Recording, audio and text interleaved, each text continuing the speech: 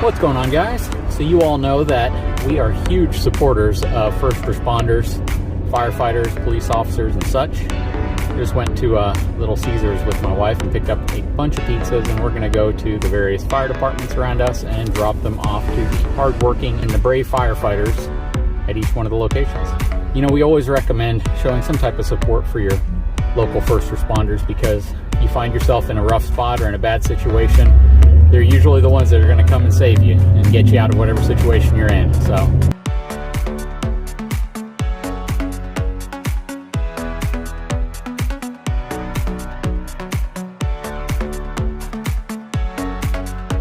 two down, 10 to go.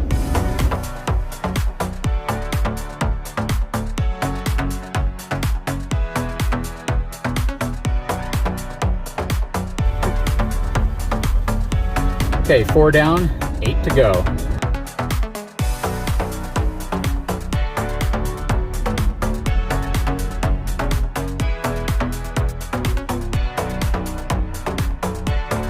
Okay, so that is 9 down, 3 to go.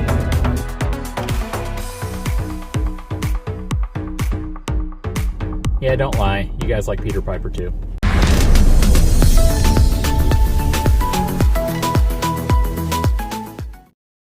What's going on, guys? So today we are out here at the brand new Coachman 398 MBL.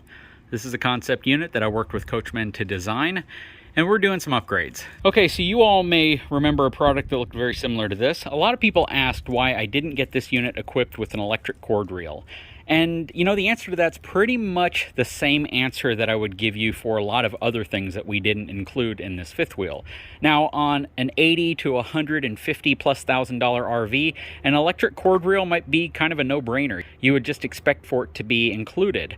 But when you're talking about a unit that, you know, when everything is said and done and we're completely done making all the potential changes before this specific floor plan goes to market, well, you know, this unit's probably going to sell for closer to around, let's just say it's probably going to have an MSRP under $90,000, which means the sale price on this unit is probably going to be somewhere in the high 50s, maybe even lower than that. It's hard to say. But an electric cord reel just didn't make the cut when we're looking at other ways to keep the budget intact, so we can keep things like incredibly upgraded tires, nicer suspension, possibly 8,000 pound rated axles, you know, the things that we did to the island, the things we did in the bathroom. This is a value fifth wheel. What I mean by that is it's not a cheap fifth wheel, it's not a low class model, and it's not an entry level or any of that, but there is definitely things that you get in this unit that you may not even be able to get in higher end units. Where we focused most of our attention was the frame, the axles, the tires, the suspension, ergonomic and really creative ways of storage, as well as uses of space. That was the key behind this. It wasn't putting every possible toy, every possible cool little gizmo and gadget inside of this unit. So the compromise I chose for this unit was to sacrifice some of the things that you might only see in $80,000 plus fifth wheels and go with some features that you would never see in any fifth wheel. And that's essentially what we've tried to do here. Now, again, nothing mind-blowingly different, nothing crazy. It's essentially just a practical approach, listening to my viewers and trying to interpret what they've told me over the years to a product that people can actually use, and they can see some of their great ideas kind of coming together. That's what this is. So when you see something like this, an easy reel spooler, I reviewed something similar to this from LCI on our last fifth wheel. Well, this time we're going to go with the MORryde product. This is their narrower cord reel. This can support either a 30 or 50 amp cord. Now the goal, and hopefully one that I can accomplish, is pretty interesting. This is the connection side of the RV. The goal is that we put that inside of here. Now this is a little over 9 inches deep.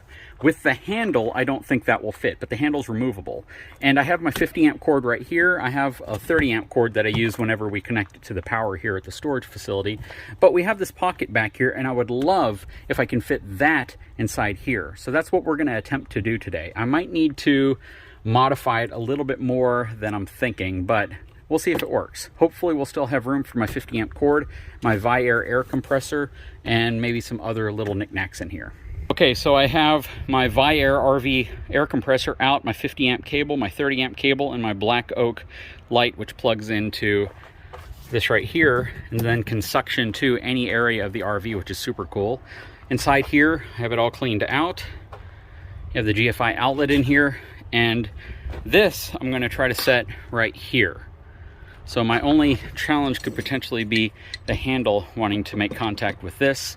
So I might have to create a shim to lift this up slightly, or a spacer. But let's see how it fits. Well, that's not bad.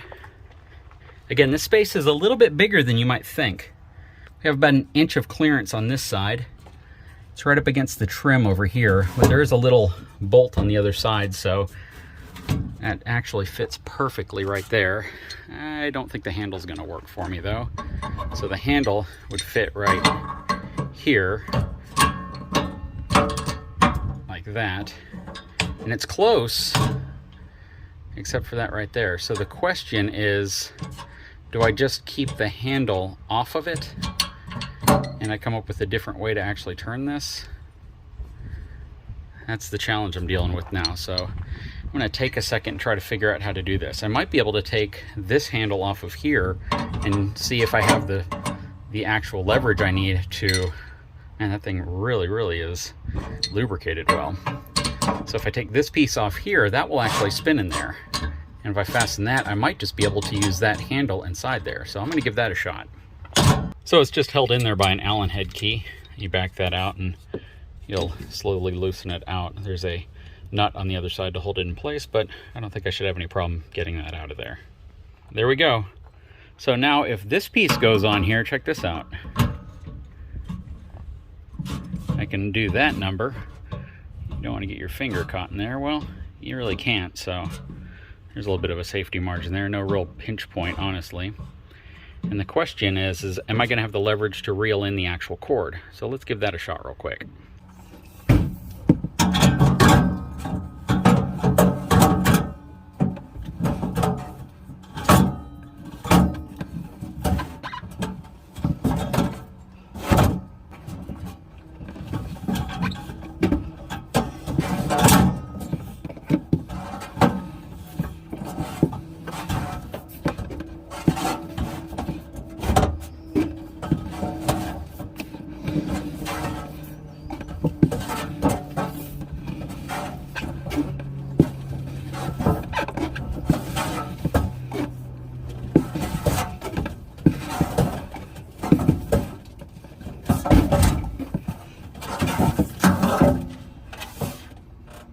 Well, there we go. That wasn't difficult at all. So my idea, in essence, works. Now, would it work better if I had it out here a little bit like this, and I lifted it up, you know, about, well, let me see. I guess I'd have to raise it about 4 inches so I could actually get full access to the handle. I don't really think I need full access to the handle. That's the only thing that I think is working in my favor here. So even if I actually took the handle and cut it down, but again, I reeled up the cord, no problem. It took a little bit longer just because you're not getting the leverage of just spinning it like this, but it stores the cord really well, and I don't think I have to worry about it. Just kind of pinch it up like this. And again, if I mount it back here like that, I still have a really good way to store the cord. So I think I'm going to go ahead and do it that way. I just need to attach it to the floor right here and use a really long bit and get down in the back there to try to attach the back. But honestly, I might just attach it up here and not really worry about the back, because the only thing I have to worry about, honestly, is this thing sliding around. So let's go ahead and put a couple screws in and get it in place.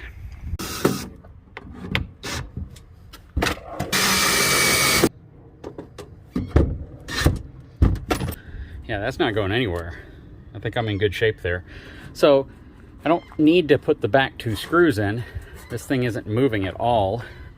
I will definitely secure this, but I have my MORryde Easy Reel spooler now installed inside of this little pocket. And I was a little worried that it was going to be too wide. The nice thing is it gave me the perfect amount of space so I can spin the handle. I mean, that was actually a surprise because I thought I'd have to remove this handle and reinstall it anytime I wanted to use it. So just by removing this portion right here from up here, I now have the room I need to reel it in and use this. Very cool. Again, big shout out to eTrailer for sending this to me. MORryde makes some really cool products. A lot of really innovative RV products. Check them out. But yeah, I'll put a link to this in the description of this video. There we go. One project down. Got my Vi air back in. Got the cord over here, and I still have room if I want to put a shelf right here, which I'm likely to do, and maybe some, you know, mounts right here for my battery chargers, things like that. So I love this space, and it's just freed me up with so many opportunities to move things that might normally have to be crammed into my front basement storage into this area. So this was the big reason for this, and we're still exploring ways to make the space even deeper. So by modifying some of the things on the other side, the fireplace and such, possibly moving stuff out a little bit, this area might actually be twice as tall and, you know, a good 5 or 6 inches deeper than it currently is. Let me know your feedback. Do you think that this is a really good spot to add significantly more storage, or do you think this is enough for your needs? Very cool. And everyone wants to know if it closes. It closes, locks in place. We are good to go. So yeah, guys, I'm pretty much wrapped up out here with that. That was really cool that I was able to actually fit the reel into that pocket. But again, if this is something you might be interested in, it's just convenient. And you know what? We didn't opt to put the electric cord reel on this specific one. Didn't think it was needed. It was definitely a way to save some cost. Put that cost back into some other areas, such as 8,000-pound axles and crazy high-capacity Goodyear tires. But what are your thoughts? Leave a comment in the description below. Anyways, I'll put a link to this in the description of this video if this is something you're interested in.